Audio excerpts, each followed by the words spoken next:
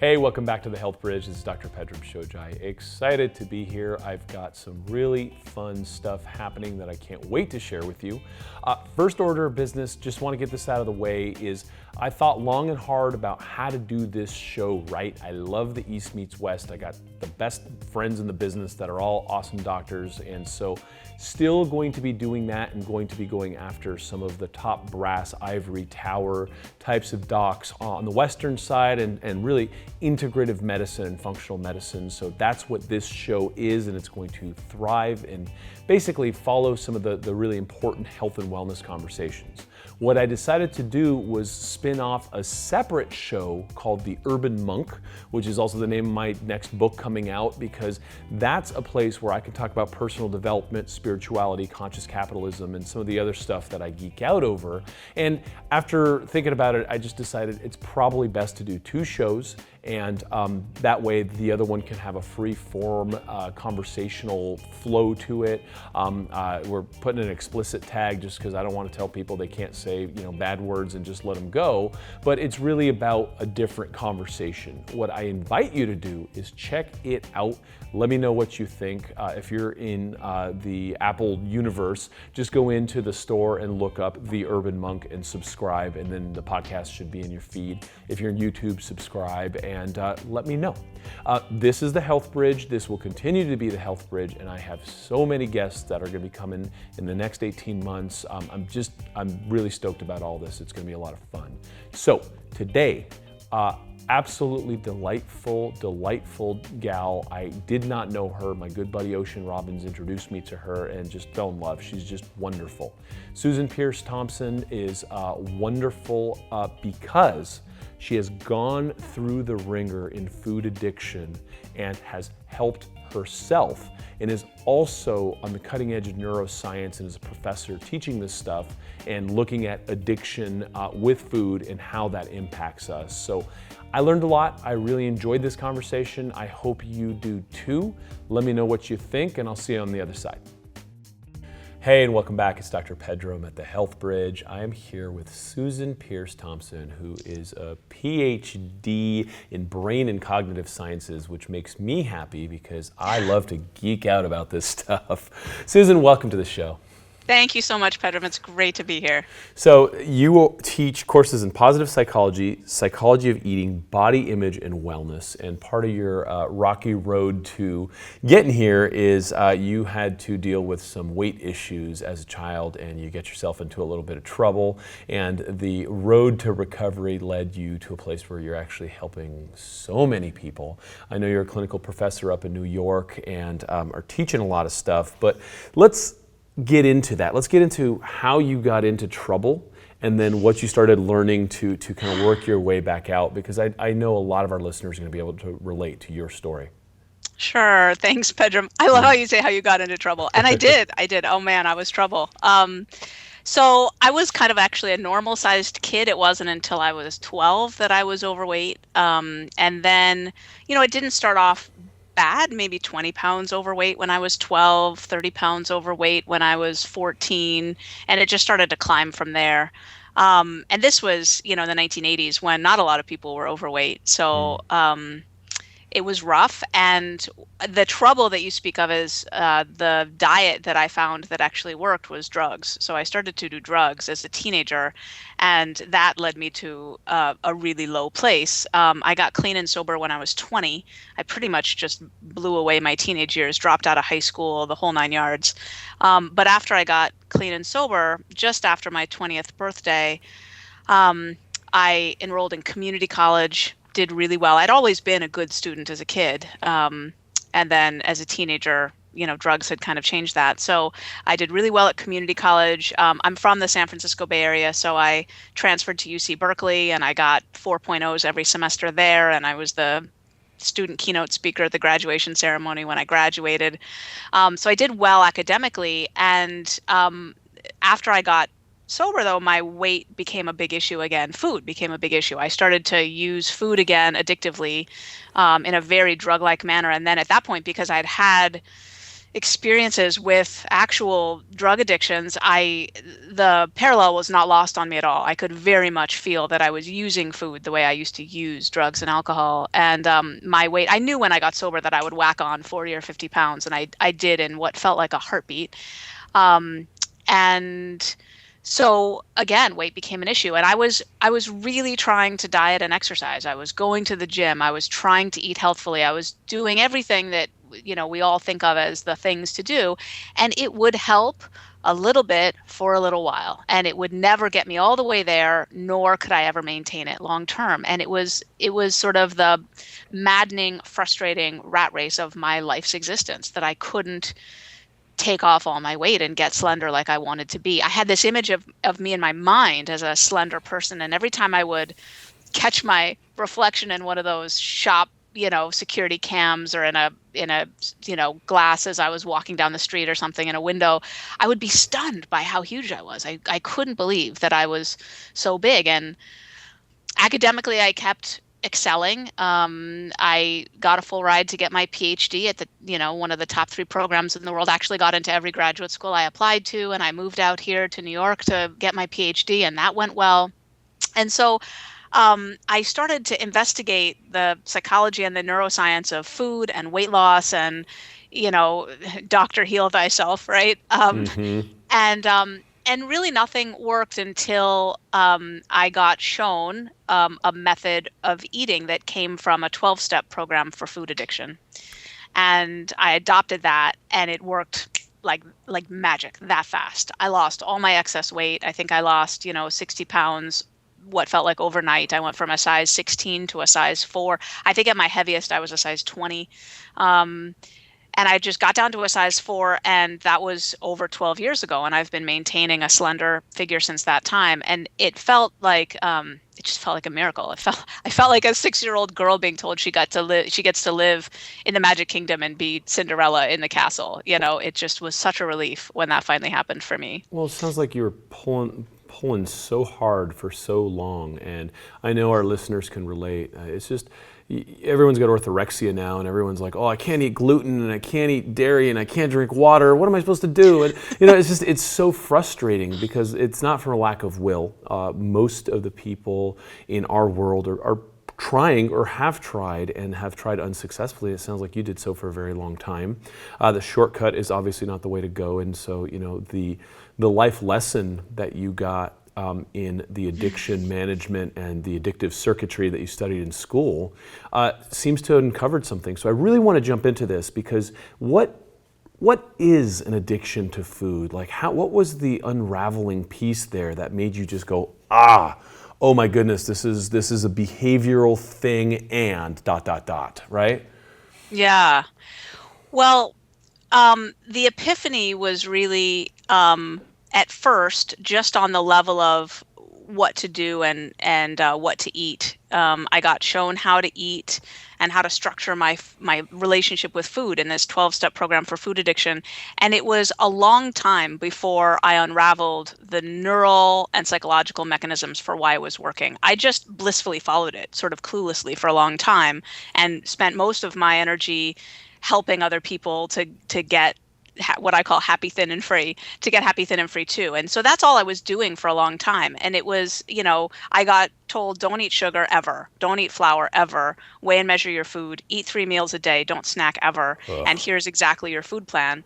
And do all of these things for self-care, meditate for 30 minutes every morning, get to bed on time.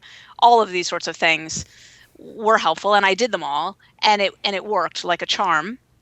And so it was really after I started teaching my college course on the psychology of eating that I started to really understand the neural mechanisms of food addiction. And it was even a few more years before I really pulled the whole package together and realized, oh, these are all the reasons why what I've been doing works so well. And yeah, I'm happy to dive into it, because there's a bunch of strands of neuroscience that are related, and then a bunch of strands of psychology that are related. And I think I was kind of lucky that I have a background academically that's very interdisciplinary. Brain and cognitive sciences is by definition an incredibly interdisciplinary field, and it's more on the sort of cognitive and neuroscience tip. And then I ended up teaching psychology in a psychology department, so I ended up professionally having expertise in multiple domains, which I think has allowed me to pull together a narrative that I'm not sure anyone else out there, plus my personal experience being so motivated to figure this thing out, Totally. has allowed me to put a package together that I think is relatively novel, even though the pieces are kind of known in these other domains. Yeah, so I mean, I'd Yeah. love to talk about some of the practical pieces and also just to humor, at least just me, some of the neuroscience, because that's just awesome. I love the fact Yeah. that this is all coming together because weight loss, I mean, it's a thing. Everyone's stressed about it, and so It is. you're standing on the other side of this and are like, hey, look here. Yeah, totally. So, so let's get to the psychology and the neuroscience. Let me just say there's three things that we really should cover. There's three main ways that the brain is blocking weight loss for all those people, and I know that there's millions. Probably the best current estimate is maybe 108 million people in America, in this country. I'm sure another several hundred million around the world, but at least 100 million people in this country are on a treadmill trying to diet and not being successful, averaging 4 or 5 new attempts each year. And what's key about this is that it's totally not correlated with success in other domains. So like Oprah Winfrey can't take off all her weight, right? I mean, and if anyone has demonstrated amply the ability to succeed in just about every domain, right? It's her. So there's something about the brain that's blocking people's ability to lose weight. And there's really three main things that are going on. So the first one is what I call the willpower gap. And you mentioned willpower in your opening. Willpower is a really hot topic now. This great book came out a couple of years ago by Roy Baumeister, New York Times bestseller, called Willpower. And other folks are really talking about the science of it as well. But basically, since about 1998, we've had this literature in psychology on willpower, and the bottom line is that willpower is incredibly unreliable and unpredictable. There's huge gaps in willpower. It's like a battery that drains very quickly, and all the tasks that we engage in everyday life, whether sitting in traffic or going through our email inbox, drains our willpower. And we might have like 15 minutes available fresh willpower at any given moment. You spend, half an hour checking your email in the morning, it's gone. So the minute you go to the, thinking you need to get something to eat, you go to the vending machine and you make a poor choice. And that's not because you don't have the desire to be happy, thin, and free. It's because your brain literally will not support you in that moment in making a good choice. And so some of the foundation of living happy, thin, and free is planning your food in advance so that you're not left making a choice in the moment when your willpower is not going to be there to back you up. And I think that people don't think often about the structure of their eating regimen as being as important as the foods that they know that they should choose. I think that a lot of people are talking about this plan or that plan.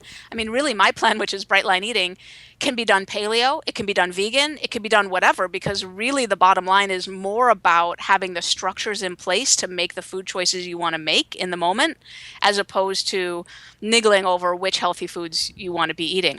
Eat whatever healthy foods you want to eat, I mean, don't eat Pop-Tarts, but eat whatever healthy foods you want to eat. And then the key is making it so that healthy choice is the easiest and most readily available choice for those moments when your willpower is not going to be there for you, which is going to be true at key junctures throughout the day after you've been engaged in intense mental activity or sitting in traffic. I mean, really, when you get off of work, that's the worst time in the world to make a decision. If you're thinking to yourself, well, what am I going to eat for dinner tonight as you're driving home from work, you're a dead duck. You're in trouble. Like, yeah, that's not the time to be making that choice. Yeah. Yeah, So- and that's so environmental hacking. So you intercept your circumstances, knowing predictably that, hey, you know what? Usually around noon every day I get hungry. So why is it a surprise that I'm starving? And so you prepare, you pre-plan meals, you have meals there and are readily available so that you make the right choice instead of eating this table or whatever is in front of you at the time. Totally. Yeah. And one of my favorite words is automaticity. You want to build these structures in so that they're as automatic as brushing your teeth. I often talk to people about like, hey, how often do you brush your teeth and how good are you at doing that on a regular basis?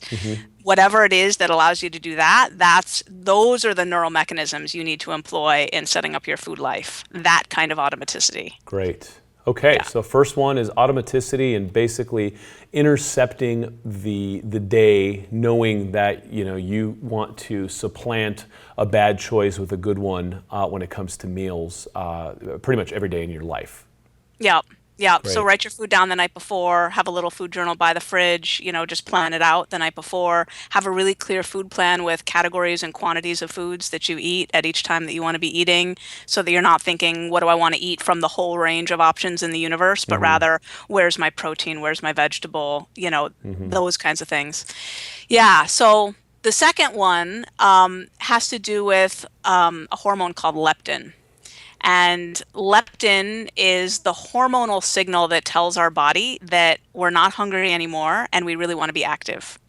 And this is the eureka hormone for anyone who wants to lose weight. You got to have leptin on board. If you don't have leptin on board, you're literally starving. Your brain thinks you're starving. And the way that's going to manifest is in not being able to move and in shoveling food into your face. So these rats that they genetically engineer to not be able to manufacture leptin at all, these rats do nothing but sit in their cage at the food trough and eat nonstop, and they get morbidly obese almost right away. Without leptin on board, you sit and you eat. And the only way to get these rats to move is to move the food trough to the other side of the cage, and then they waddle over there slowly. So The rats don't know how to call for pizza yet. totally, they would push the lever to get pizza. They would totally be doing it. So so leptin is not working in people. So you might think, well, overweight people must not have much leptin. And then the cruel joke is that leptin is actually produced by fat cells. So the fatter you are, the more leptin you have. So it's not that you don't have any leptin, it's that your brain can't see it. So for, I think leptin was discovered in 1994, 1995, up until, just a couple years ago. So 18 years, scientists were wondering what is making leptin not work in the brains of people who are heavy and have all of this leptin circulating in their blood. And the answer was just discovered a couple years ago by researchers at the University of California at San Francisco. And the answer is insulin. Insulin blocks leptin at the brain. And we're not just talking about insulin and the rush of insulin that you get when you eat a cookie. We're talking about baseline levels of insulin. And the shocking truth is that baseline levels of insulin in our society have been rising dramatically. So in grade schoolers now, baseline insulin levels are doubling between, the early grade school years and the middle school years. They're doubling. And 17-year-old boys who are at a normal weight today have twice as much insulin baseline as 17-year-old boys did in 1970 who were at a normal weight. So the way we're eating is dramatically raising insulin levels, and that's blocking leptin. So we're all just eating too much and not moving enough. Okay, so let's bring this down to earth real quick. What is the insulin doing? Okay, I'm listening to this going, oh my God, insulin. But what am I doing wrong, right, to make that happen? Is it sustained sugar, increased sugar in my diet? Okay, so we're talking about high glycemic foods that have made it into the diet and have pretty much brought up the new normal to high sugar, which means high insulin. That's right. That's right. And, people talk about grains and they talk about gluten and stuff. My favorite cut is sugar and flour. I don't eat sugar and flour no matter what. And the reason flour is important is because if you just go gluten-free, you're eating a lot of like crackers that have rice starch and potato starch in it. They're just as bad as flour. Like you might as well just eat the flour. So it's sugar and flour. It's anything that's, if you think about what a drug is, Pedram, you asked earlier in the call, what does food addiction mean? And the answer is it means the same thing as drug addiction. There's no difference. There's no difference on any measure we've seen in terms of fMRI scans of the nucleus accumbens or behavioral mechanisms of how much people are willing to put themselves at risk to get their drug. I mean, if you think, and you might think, oh, come on, people aren't, heroin junkies break into people's homes and, prostitute themselves to get heroin.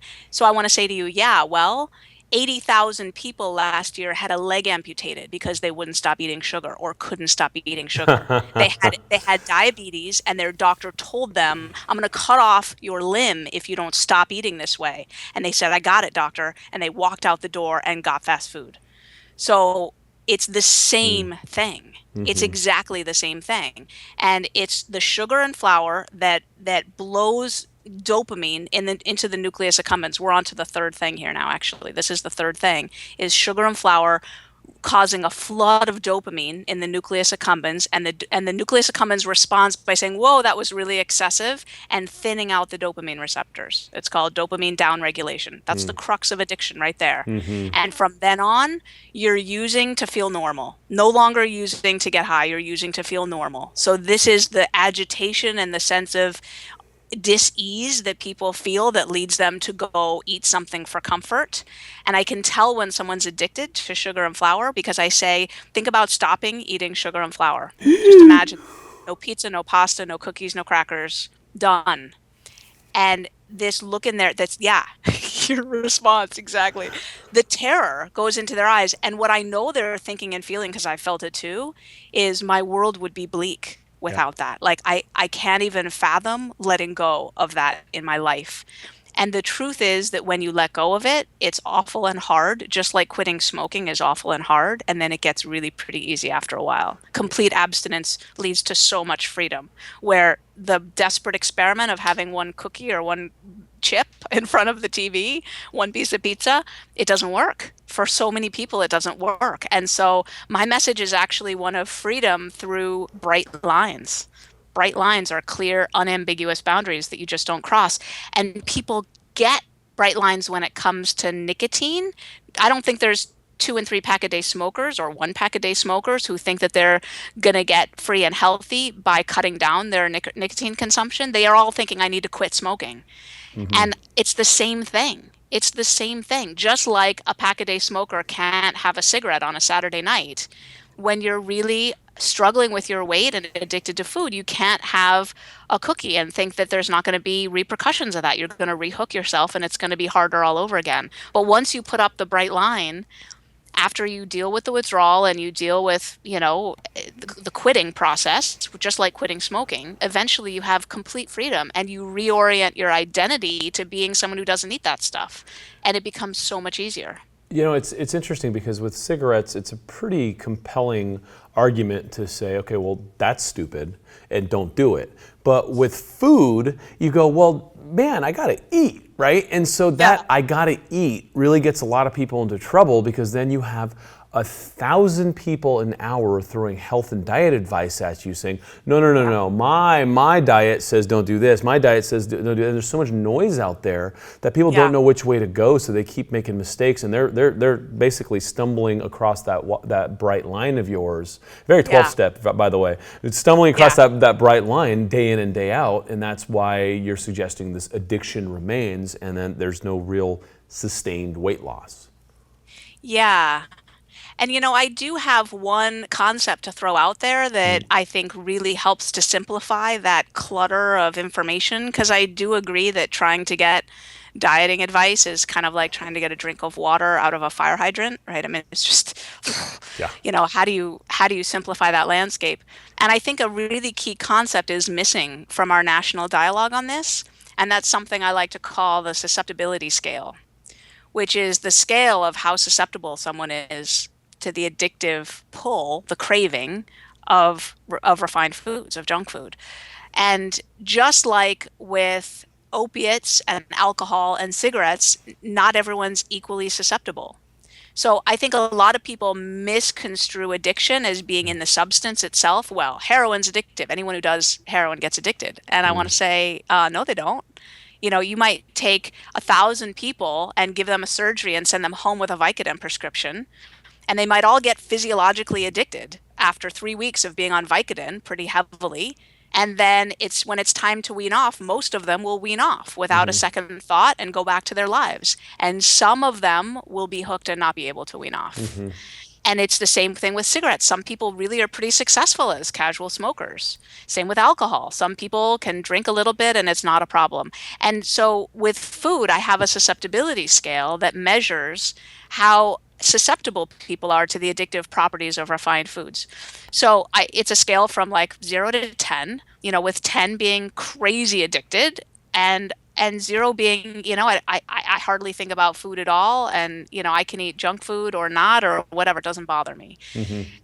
And the reason that this scale simplifies that landscape is that it helps if you think about where you are on the susceptibility scale and where the person is who's giving you the advice, even if it's a doctor or a fitness guru or whoever. If you're relatively high on the susceptibility scale and they're pretty low, they're going to be telling you things that it's really their solution is not going to be potent enough for you, right? And their advice about cutting back and moderation and, for some people, having a cheat day or having a little taste reduces the craving to a minute, it goes away and then they go on with their life. For others of us, having a little bit begets more and more, and it actually increases the craving. And it's all based on the susceptibility scale. So I think the most dangerous people are the people who are in the middle of the susceptibility scale. They do experience some cravings, and they might even consider themselves addicted to food in some way, and they find some method that works for them, and they write a book and they do a TED talk, and now they're peddling a solution that might work for other people in the middle of the susceptibility scale, but it's really not going to be potent enough for people on the higher end of the scale. That's interesting. This is kind of a recurring theme on the show here is personalized medicine and how things have really gravitated towards saying, look, there is no one size fits all. Who are you in relation to this world you live in? What does your brain look like? What are your dopamine receptors like? And what happens there? Okay, so let's just say I say, all right, you know what? Susan's got it, man. Dr. Susan, she really like struck a chord with me. I'm done with flour. I am done with sugar. What happens in my brain with those downregulated dopamine receptors, and at what point does this stuff start to come back online in a normal way? Oh, that's a great question. The insulin levels come down pretty quickly, allowing the leptin to be seen. So people on my program really quickly start to say, like, I can't believe that I'm not hungry in between meals. I'm hardly hungry at all. I get to meal time and I eat, but that's brilliant. And people start to feel like they want to be active more. The dopamine receptors that are downregulated do repopulate. And we don't have hard data in humans about how long that takes. I've heard a doctor say that in rats it takes 3 weeks. I have my research team trying to find that study. I haven't found it yet. But I can tell you from clinical experience in my brain and other people's brains, they absolutely do repopulate. And we know that. We know that the dopamine receptors will come back. The interesting thing is that cravings are fairly spotty, so it's not like the dopamine receptors come back and then you never have cravings, but eventually it kind of is. I mean, just like a non-smoker who's not smoked in 5 years really could say like, wow, I hardly remember any strong cravings for cigarettes last year. Similarly, that's about how people who do bright line eating feel with sugar and flour. Like, doesn't matter whose birthday it is or what Super Bowl party it is, there's really not a strong craving there anymore. It takes time though. I think quitting smoking is the best analogy. If you think about how long does it take before you feel comfortable being a non-smoker, it's not days, right? It's weeks and months and ultimately years to really develop a new identity and so forth. But the good news is the weight comes off, and then that happens very quickly. And then there's a lot of support needed to stick with it, especially in this society. So luckily, the brain does heal itself beautifully. I mean, the brain is amazingly plastic, right? Neuroplasticity is a beautiful thing. So, okay, I want to quit smoking, and I walk out of the office, I chuck that pack of Marlboro Reds in the trash and say, that's it, I choose life. And then I turn the corner and there's my buddy who's like my stress compadre. And every time, shit gets bad in the office, we both go outside and we smoke a cigarette, right? Right. And he's like, dude, what's up? And he pulls one out and you go, oh. And so there's this sense of community and community support that I would assume would parallel that of, say, addictive behaviors and circuitry, and then just being with people that'll help support you along this path.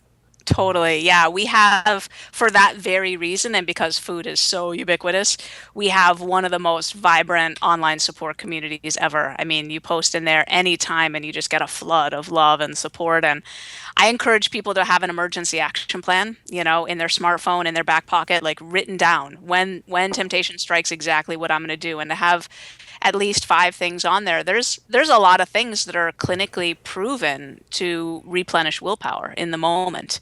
Among them, number one is really social support, getting any kind of human connection or social support.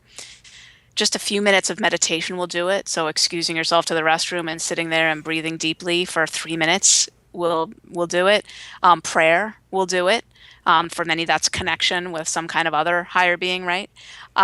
Gratitude will do it. You can actually just quick whip out your smartphone and make a list of 10 things you're grateful for, and amazingly, the craving is passed. And service will do it. Finding some way. It works especially well at holidays. I don't break my bright lines on Thanksgiving, and I've now gotten to a point where the day is as warm and comforting and exciting and nourishing and filled with that magical feeling as it ever was. But the first year or two, it wasn't like that at all. And You felt sorry for yourself. yeah, I felt alienated Yeah. and desperate and scared and sorry for myself totally. And I got through it by being of service. Where are the kids that I can play with? Where's the old person sitting in the corner that I can go talk to? Where's dishes that I can clear?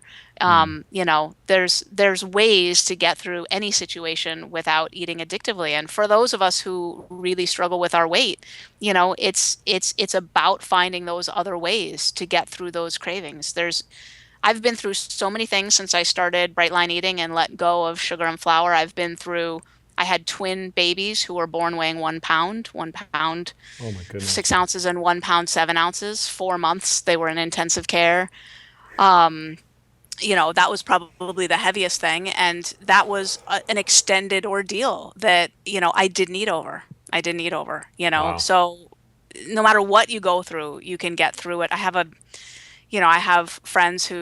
friend right now whose fiance just hung himself in her garage, and she's not eating sugar and flour. She's getting through it with support. So, sometimes I think the situation you described is almost more likely to get us, that lazy Thursday afternoon, and you just feel like, it's a hot day, you feel like some ice cream, like Right. that's as likely to get us as anything. But, it does take a lot of support. It does. And so the people in my tribe like to stay close to the mothership, because Yeah. we band together, and until our society, one of my big goals is to change our society so that just like now, I feel like now, and I'd love your take on this, Pedram. What do you think? Do you think now on New Year's Eve, if the champagne is being poured and someone says, no, thank you, I don't drink, do you feel like that's pretty universally accepted? Like, oh, okay, and they just pour to the next person and maybe make sure that person gets some sparkly water? Or do you feel like people would be like, come on, dude, it's New Year's Eve. What do you think? Yeah, you know what? I wish that I can say I think it's different, but I think it's only different in small, isolated pockets in urban environments and places where people kind of get it. I lived in El Paso, Texas for a couple years, and it was really healthy for me coming from Los Angeles, California, to live in El Paso, Texas, and understand that not everyone thinks like a Californian. And it was just like, got it. Social isolation, ridicule, blah, blah, blah, blah, blah. I kept going. It never stopped me from saying no. For me, it helps because champagne just gives me a headache. So I was like, screw that. But I've watched this for years, and it's just, here's the thing that's encouraging for me is 95% of the time when you are the person that says no, all you really need to do is hold your resolve for like 30 more seconds and just be like, no. And they're like, oh, okay. And they go off. Guess why? Because they're just drunk idiots and they're just stumbling around a party anyways, right? Right. And so they don't care. They just want to make sure, like, and I'll stay with your nomenclature here, is, they want to see if your bright line is really a line. Right? I get a puppy, and the first thing they do is they go try pee somewhere, and then you're like, no. They'll do it 1 or 2 more times to see if you actually mean it, and once you've actually drawn the boundary, they're like, okay, got it. Right? But we're so terrible at drawing boundaries, and we're so worried about what people are going to think about us, that it's embarrassing how quickly we will concede a line that we drew because we just didn't have the resolve to do it, in my opinion. And and a lot of it is, and the reason I got into media was because I just got sick and tired of the barrage of bullshit that people get fed every single day through TV and advertising and all that. And so what is your take on that? Like, I just, if I'm tired, I come home from work and I throw on the TV, I'm gonna think I need a Kawasaki jet ski, or I'm gonna be like, oh my God, look at that thing at Applebee's, right? And it's just constantly hitting your consciousness. At a certain point, it's just like you get overwhelmed, right? So like, what's your take on media? My 7-year-old, my twins that I mentioned are now 7, and she said to me the other day, and she was so earnest, "Mommy, you wear a lot of black. You should get Tide Darks." I was like, "Oh, I should I?" They win. I was like, "Oh no." Yeah. Well, I mean, I'm too busy these days to expose myself to it. I'm a full-time professor and I have 3 little kids, and I'm now, growing and leading this bright line eating movement. So I watch 0 minutes of TV. So, yeah, I'm in two minds. I think it's pretty toxic. And at the same time, last I was clued in, which was years ago now, there were some pretty amazing evening TV dramas that I thought were strokes of genius and, seemed like as good an expression of human ingenuity as anything else I'd seen in life. So, I don't want to like denigrate the whole medium, but in general, I find it to be a relative waste of time. And I do keep in mind when people say I'm so busy, I keep thinking to myself, wait, aren't we still watching an average of 3 hours of TV a day? Like how can people be that busy? Like, if someone's really busy, I want to hear that they're watching no TV. And then I'm like, okay, maybe you're really busy. And if someone's really poor, I want to hear that they don't have a cell phone, they don't smoke cigarettes, and they don't have cable TV. And then I'll believe that they're, you know what I mean? So there are certain standards that, but anyway, yeah, this actually is a good segue into a question that a lot of people ask me, which is, why are some people high on the susceptibility scale and some people low? Like, is it genetic? Is it environmental? And the answer is, of course, always an interesting combination of both. But there's really interesting research on this with rats where it turns out that not all rats are addictable. Believe it or not. Cocaine, heroin, whatever, not all rats are addictable. And you can predict which ones are which. Genetically, rats that are not addictable give birth to rats that are not addictable. And it's about 1/3, 1/3, 1/3, where 1/3 are highly addictable, 1/3 are not addictable, and 1/3 are somewhere in the middle. And what they've figured out is that what differentiates these rats is that the rats that are addictable are highly drawn in to the cues that predict rewards. So what I mean is, like, food comes out in the food tray, they run over and get it. But now if they change things up so that before food comes out in the food tray, a bar comes down in the cage, like a big boom bar, and 3 seconds later food will come out in the food cage. And they'll do that a few times. The rat will pick it up like that. Bar comes down, food comes out. The rats that are not addictable will ignore the bar and run right over to the food trough and just wait 3 seconds for the food to come out. So to them, the bar is just a signal that the food is coming. The rats that are highly addictable love the bar. The bar comes down and they run over to the bar and they start to rub up against it and love on it. And they even do that to the point where they'll miss the food in the food trough. Like if you make it so the food comes out, but then it gets sucked back up if they haven't fetched it after a second or two, they love the bar so much they'll miss the food. And what this means is that those of us who are addictable, we're highly sensitive to the cues that predict rewards.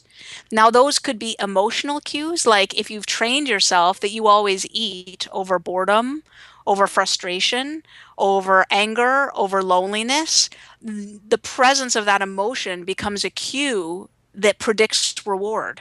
And suddenly you're drawn into this and you can't escape. You just go right into it. If you always eat after work at a certain time, or if you always eat when there's golden arches around the corner, or the glimpse of a Dunkin' Donuts box in the teacher's lounge, those cues that predict rewards draw you in to the point where, and of course you're drawn into the cue, then you're drawn into the food, right?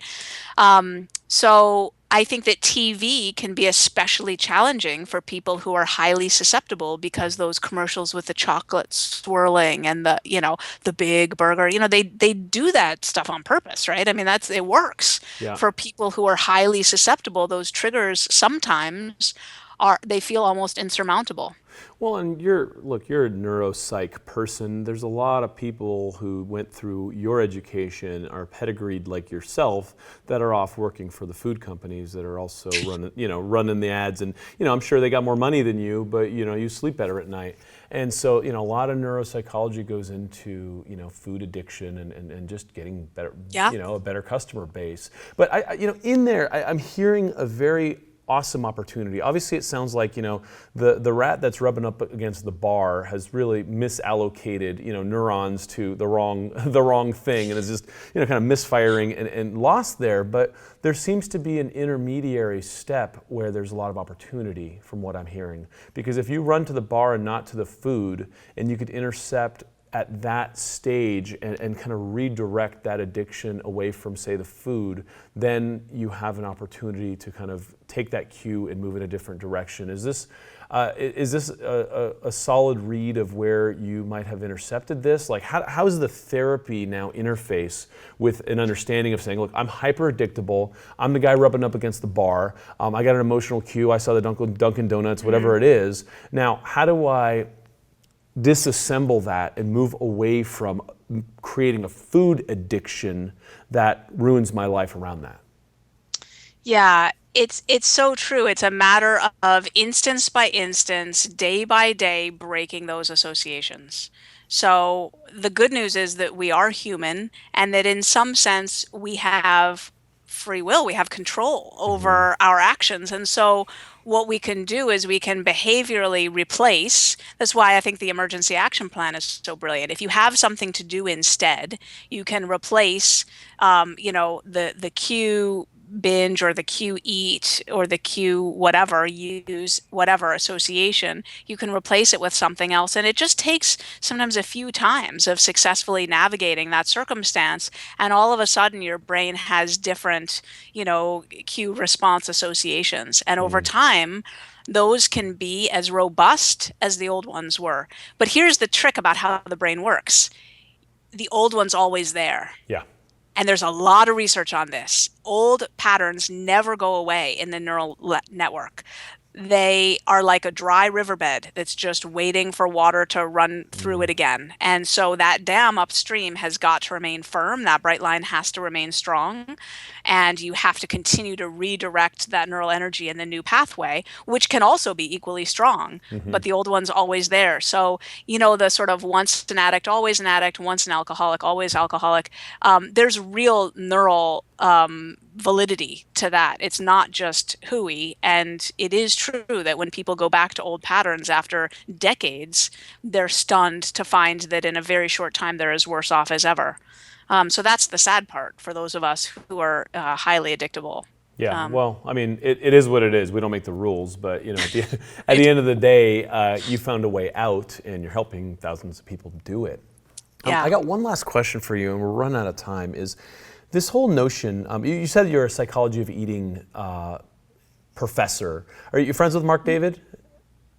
I am not friends with Mark David. Hi, Okay. Mark David. Yeah. Would love to meet you. Yeah. Okay. He's like my brother. So y'all need to meet. You guys All right. sing a very similar song and are helping people tremendously. So when we talk about body image and Hmm. how that relates with, say, our mental health and our sense of self, and just how we can have a new interface in life, in Hmm. society, like what are you seeing as people who have been addictively eating for decades all of a sudden find these bright lines, cut out the hyperinsulin, charge foods and all that, and start to rewire the neural circuitry? What starts happening with the body image? Such a great question. I'll speak personally now for a bit because I was obese for a short time and not massively obese, but I did break into the obese category on the BMI chart. And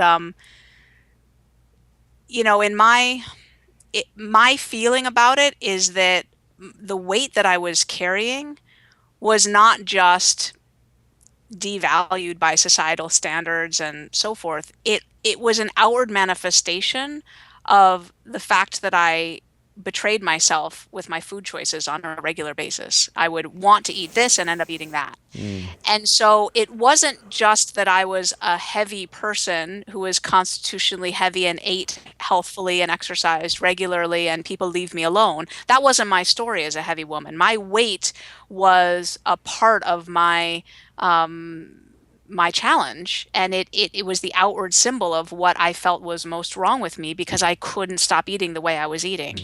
Mm. And It's so like you're wearing your shame. totally, totally. So, I heard Oprah was interviewed by Barbara Walters at the end of 2014 as one of the 10 most fascinating people of 2014. And at some point in the interview, Barbara Walters asked her, Oprah, what's one thing the one thing that you need to accomplish before you die, that if you don't accomplish it, you will feel like your life was incomplete? And Oprah said, I need to make peace with this weight issue. And Barbara Walters said, that? Really? I thought I was going to get some great answer from you. Right. You're still on that? And I was thinking, not nice, Barbara. Yeah. But I was also thinking, of course she is. Yeah. It's her Because wound.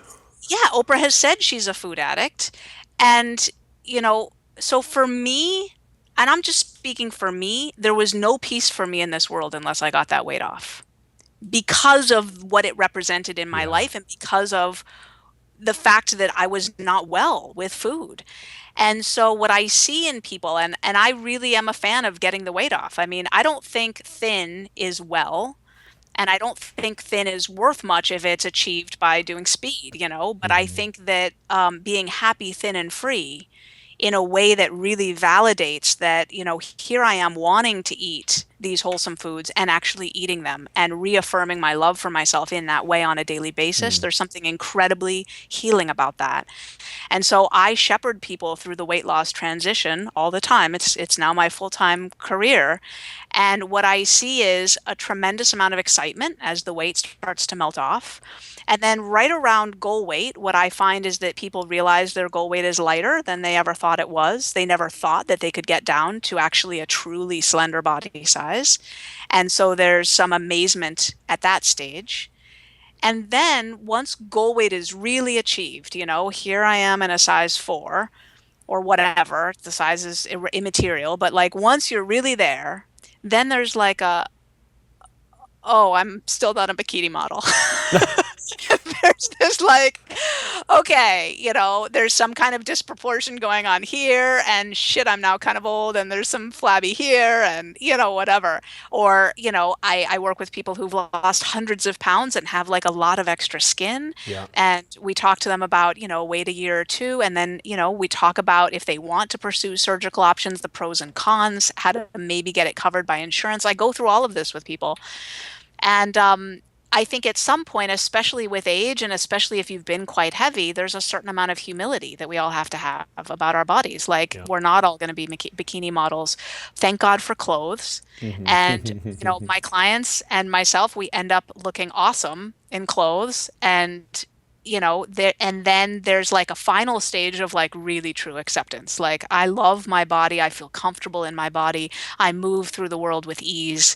And my body is just as much a part of me as my mind and my spirit, and it's all good. But it's beautiful shepherding people through that transition. Love it.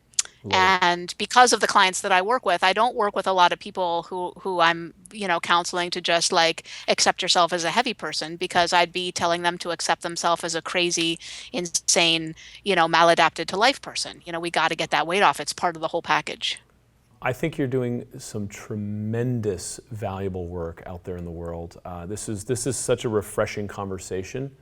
I'm so tired of hearing "let them eat kale." You know what I mean? Like, it's just, it's not working. And so I'm so encouraged by the work that you're doing, and I really love it. You had some resources you put together, so there's a well.org/brightline. Is bright lines or bright line? Bright line singular. Singular, yeah. Okay, so this is me checking with my staff. Well.org/brightline. Go over there, and we'll have more information on your course and everything. And So cool, so cool. Thank you for being just honest and raw and just, doing it and pulling yourself out and not working for McDonald's, not working for Nabisco and actually trying to help people out of that shit. So that's, it's commendable. So thanks for doing what you do. Thank you, Pedram. What a joy to talk with you. It's been an honor and a pleasure. You're doing amazing work too. I was just surfing through well.org right before this call and loving it. There's great stuff there. So if you're not on well.org, go over there. It's really, really cool stuff. Yeah, so thank you sweet. so much. Yeah, we're all Yeah. just trying to do our part. So thanks so much. Well.org/Brightline for more information on Susan's stuff, and keep it up. And I'm gonna call back for more. Like, I want you back on the show. This is great. Anytime, my friend. Awesome. Really, really nice. Awesome. Thank you.